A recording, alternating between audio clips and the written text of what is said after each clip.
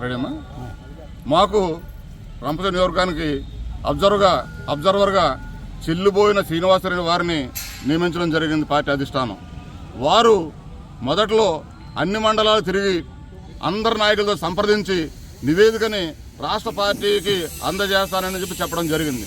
కానీ అన్ని మండలాలు ఆయన తిరగలేదు, అందరితో సంప్రదించలేదు. వచ్చిన కొంతమంది సంప్రదించారు. వారు ఏ మీటింగ్కి వెళ్ళినా ముఖ్య నాయకులు అంటే మండల పార్టీ నాయకులు కానీ, నియోజక పార్టీ నాయకులు కానీ, పార్లమెంటు స్థాయి నాయకులు కానీ, రాష్ట్ర స్థాయి నాయకులు కానీ 80% ఆయన సమావేశాలకు హాజరు కాలేదు. అయినప్పటికీ వారు నిన్న ఎటపాకలో ఇక్కడ విషయాలన్నీ కూడా మేము దృష్టిలో పెడతామని చెప్పి నేను ఎటపాక బీసీ సదస్సులో ఓ ప్రకటన చేయడం జరిగింది.